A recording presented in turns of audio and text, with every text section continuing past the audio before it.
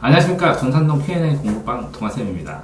지금 여기에 나온 게 뭐냐면 문학작품 해석 관점 이렇게 나와 있는데요. 좀 심화해서 좀 생각해 볼 거리들이 논술적으로도 많다고, 오늘 삶 속에서도 많다고 생각을 해서 뭔가를 녹화한 것입니다. 이제 문학작품을 해석한다는 것은 그쵸? 풀어서 분석해 본다는 것인데, 이 해석 관점이나 비평 관점이나 똑같습니다. 해석 관점이 비평 관점. 그럼 비평이 나쁘게 나쁜 걸 꼬집는다고 이러는 게 아니라요. 비교 평가하는 겁니다. 비교 평가. 그러니까 비교 평가하니까 비교를 하게 되면 공통점을 하게 되는데, 공통점 차이점에 대해서 비교하고 평가하는 거 비평. 그쵸? 그래서 문학 작품을 해석하고 비교 평가하든, 문학 작품이 아니라 어떤 사물을 해석하고 바라보든, 아니면 어떤 사건을 해석하고 바라보든 똑같은 방식으로 이 문학 작품의 해석의 관점을 활용할 수 있다 라는 점에 있어서, 이런 문학 작품 해석 관점을 명확하게 아는 것은 참 도움이 많이 됩니다. 논술적으로든 삶 쪽에서, 논술이든 삶이든. 자, 먼저 기본적인 공부를 한 다음에 이거를 더 심화해서 공부하는 방법을 좀 생각해 보도록 하겠습니다. 그래서 보시면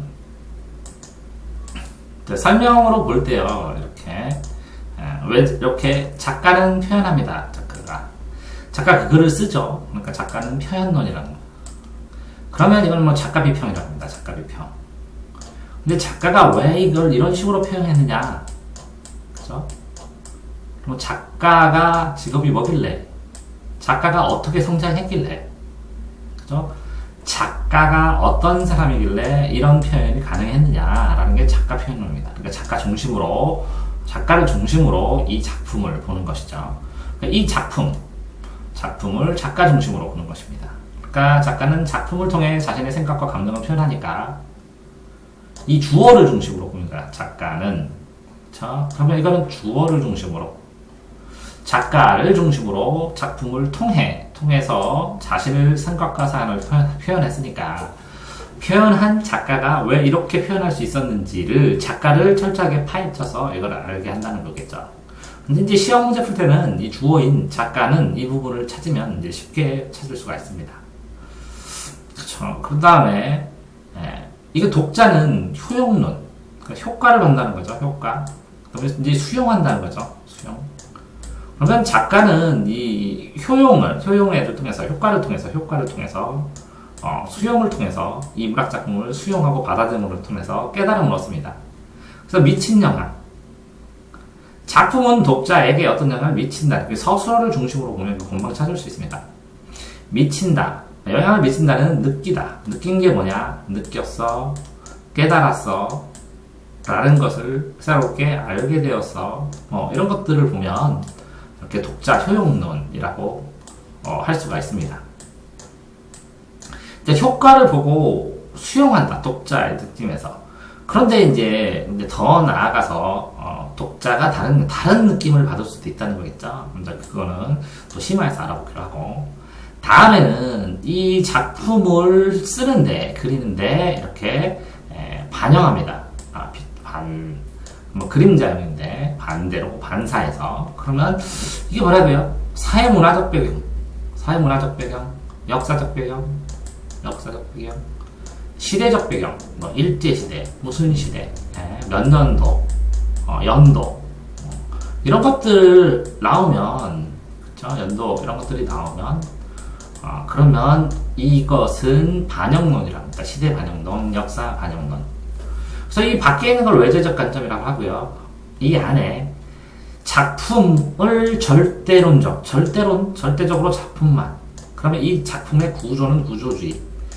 이 작품 안에 있는 수사법, 여기는 작가가 왜 이렇게 표현하는지가 작가 중심이라면, 여기에 있는 표현법은 수사법. 그냥 표현법, 문학 이론에 있는 표현법, 수사법, 문법, 구조, 이렇게 줄거리, 이런 특성, 이런 작품과 관련된, 문학 이론과 관련된 것들은 전부 다 이렇게 절대론적 작품, 작품론 절대론적이라고 합니다. 구조주의.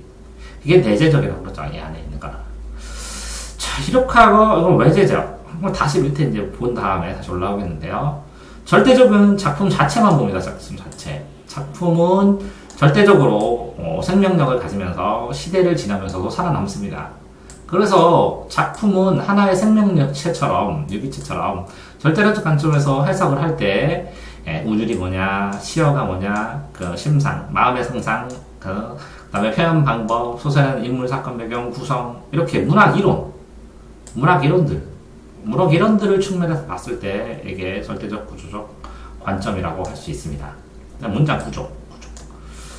자, 반영론은 이 문학작품이 쓰인 당시의 사회문화 배경, 역사 배경, 반영론. 그래서 시대적, 역사적 배경을 고려해서 해석합니다. 표현론은 작가가 표현하니까 작가를 뭐라 그랬죠? 작가의 생각과 관점이니까 작가의 성향, 어떤 성격인지, 경험이 뭔지, 작가의 세계는 뭔지, 작가의 직업은 뭔지, 그죠? 작가의 뭐 다른 작품에 대한 흐름은 뭔지, 이런 것들을 보고 비평, 해석할 수 있는 겁니다.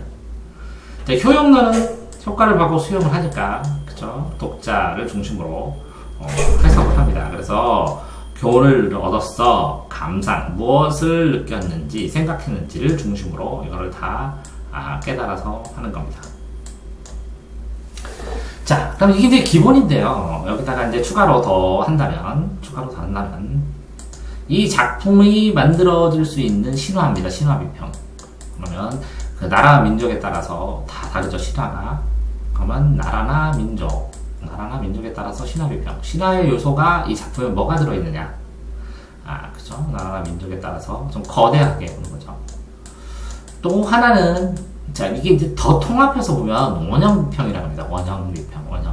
인간의 고유한 속성. 물은 탄생이면서 죽음일 수도 있죠. 이렇게, 그 다음에 뭐 녹색은 뭘 뜻합니까?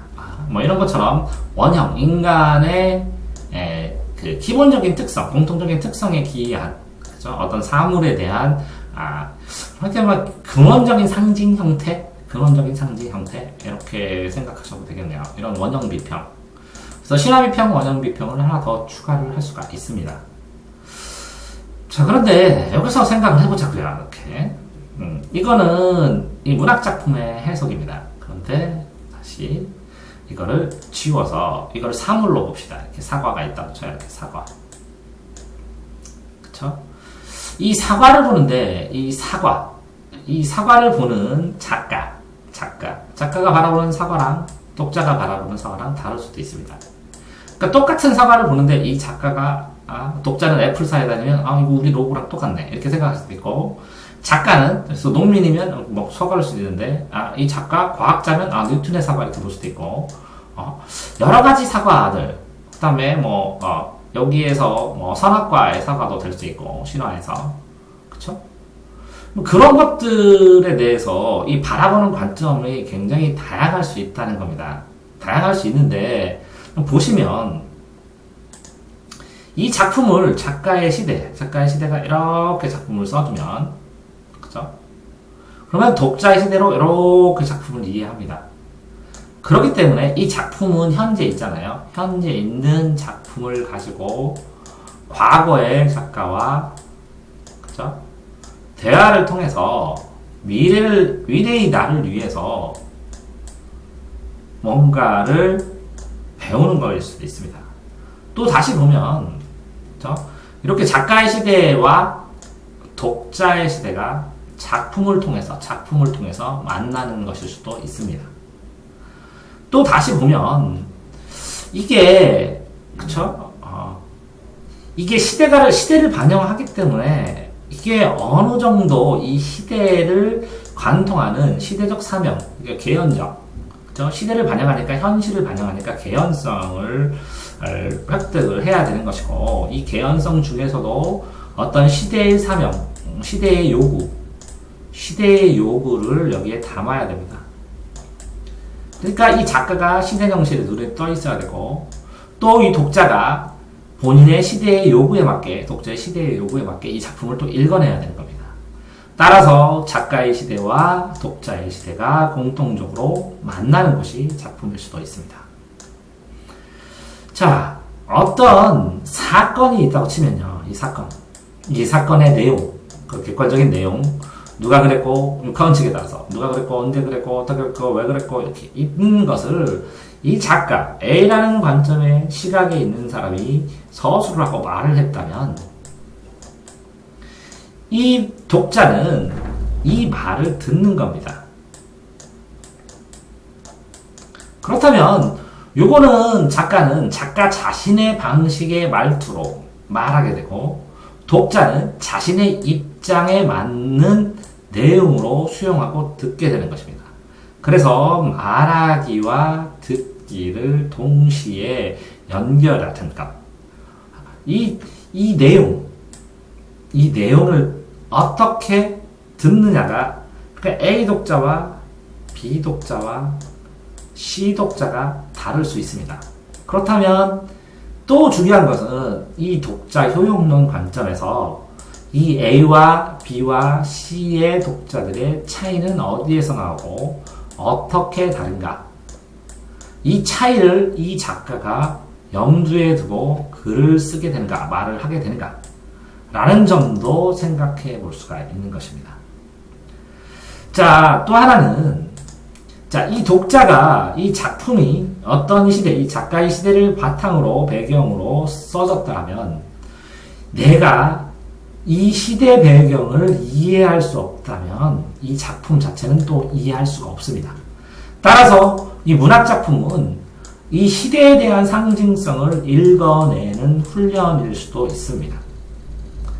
자, 그래서 이 시대마다의 소명, 시대마다의 특성을 읽어내야 독자가 배움을 가질 수 있고 이 시대마다의 소명이 현재의 시대에 작동을 해야 과거를 현재에 구현하는 것이 되고 과거의 것을 배워서 새로운 것을 알게 되는 온고지신이 달성되는 것입니다. 따라서 이렇게 단순해 보이는 문학 작품의 해석은 어떤 사물을 관찰하던 사건을 관찰하던 어느 상황에서 말하는 사람과 듣는 사람의 사건을 이해하던 그렇죠? 다양한 역할로 활용되고 쓰일 수 있는 것입니다.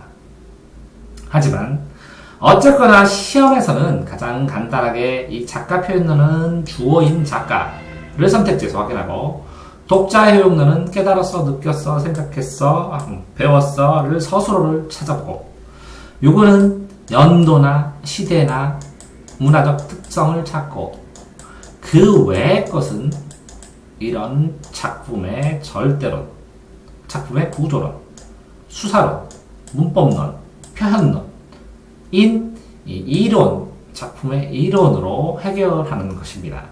때문에 이렇게 시험 볼 때는 외제적 관점을 다 골라낸 이후에 이 내재적 작품만 남겨놓은 다음에 문제가 요구하는 문제를 풀면 됩니다.